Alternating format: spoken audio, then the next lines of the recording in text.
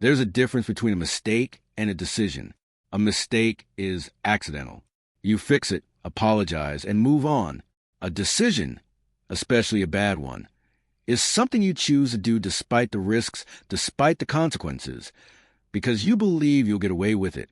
What the HOA did to me wasn't a mistake. It was a decision, and they paid for it. I own a piece of land just outside a private neighborhood.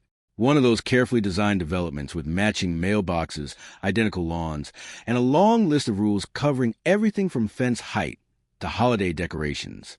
I'm not part of their HOA. Never have been. And that fact has always bothered them far more than it ever bothered me. My property sits between the main road and their neighborhood. Years ago, long before the development even existed, the original owner built a small but sturdy bridge over a narrow creek that cuts through the land. It's not some massive structure, just wide enough for vehicles, reinforced underneath with steel beams and maintained regularly.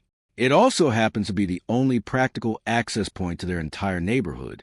Technically, there's another route on paper, a longer unpaved path that becomes nearly useless after heavy rain. But for all practical purposes, my bridge is their lifeline.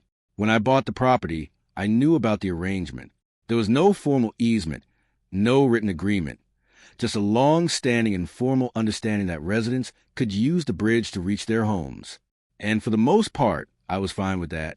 I maintained it. I kept it safe. I never charged anyone to use it. All I expected in return was basic respect. Apparently, that was too much to ask. My first run-in with the HOA happened about 3 months after I moved in. A letter showed up in my mailbox. No greeting, no introduction, just a list of concerns. They didn't like the condition of the bridge. According to them, it didn't meet their community safety standards.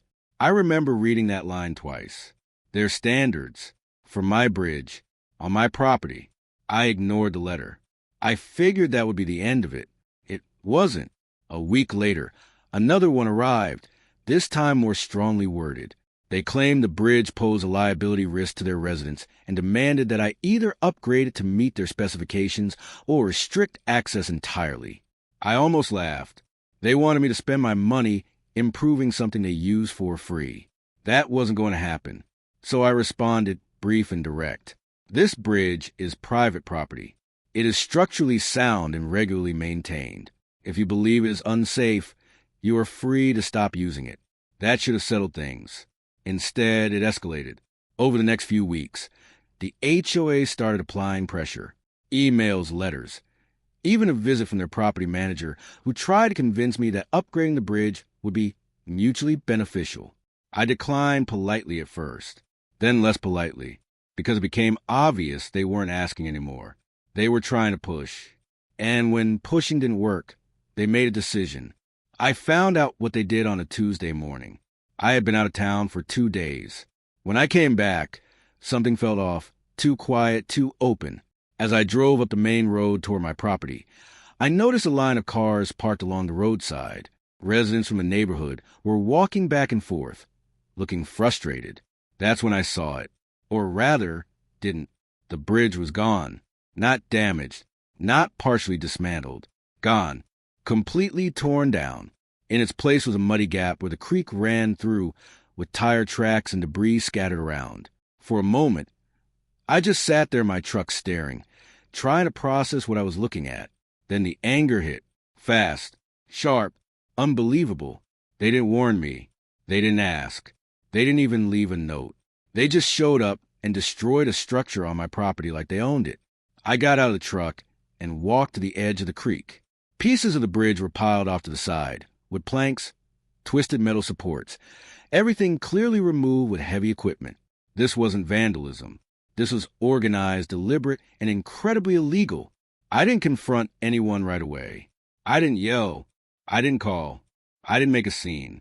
Because at that point, I knew something they didn't. They had just handed me all the leverage I could ever need. The first thing I did was document everything. Photos, videos, close-ups of the damage, wide shots showing the property boundaries. Then I called the county and filed a report for unauthorized demolition and property damage. After that, I made a phone call to a contractor, not to rebuild the bridge. Not yet. for something else. Remember that secondary access route I mentioned? The unpaved one, the one that becomes useless after rain. Here's the part the HOA conveniently ignored. That road also crosses my property, a small section near the entrance. It's not obvious unless you check the land records. But I had, and it meant one very important thing. Without my land, they had no access. None. By the end of the day, I had workers on site, heavy equipment barriers, and a very clear plan. We didn't destroy anything, didn't damage the road. We simply blocked it, legally. Large steel barricades went up at the property line.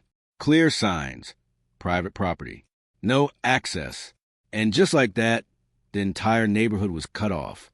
The reaction was immediate. By evening, my phone was blowing up. Residents, contractors, delivery drivers, confused, angry, panicked. Because now, instead of a minor inconvenience they thought they could force me to fix, they had a full-blown access crisis. Emergency services would have to reroute. Commutes were disrupted. And suddenly, the bridge they disliked so much wasn't looking so bad. The HOA contacted me that night, demanding, "Of course, you need to restore access immediately." "No," I replied calmly. "You need to explain why you tore down my bridge." Silence, then deflection. It was unsafe. It was inspected 6 months ago. I interrupted and approved. Another pause. Then we acted in the best interest of the community. I let out a short laugh. "You acted without permission," I said, "on property you do not own." The next day, things escalated. They threatened legal action. I encouraged it, because by then, the county had already responded to my report, and they were very interested. Unauthorized demolition, property destruction, potential code violations, the kind of things that don't just disappear. By day 2, the tone changed dramatically. No more demands. Now it was requests.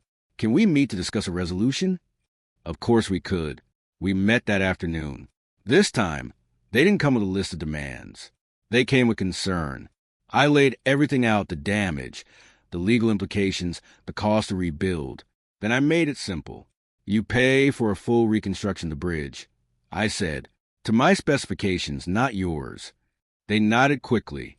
"Plus," I continued, "compensation for unauthorized demolition and disruption." There was more hesitation there, but not much, because they knew they didn't have a strong position anymore. It took 2 days to finalize everything. Payment agreements, written acknowledgments, legal assurances that nothing like this would ever happen again. Only then did I remove the barriers from the secondary road. Access restored temporarily, because rebuilding the bridge would take time. Construction started the following week. And this time, I didn't just rebuild it. I improved it. Stronger materials, better support, higher load capacity. And one more thing, a gate installed right at the entrance. On my side, it stays open most days. But it doesn't have to, and everyone knows it. The HOA hasn't contacted me since. No letters, no suggestions, no attempt to control something that isn't theirs. Because now they understand something they didn't before. Access isn't a right, not when it depends on someone else's property. It's a privilege, and privileges can be revoked. These days, life is quiet again. The creek flows. The bridge stands.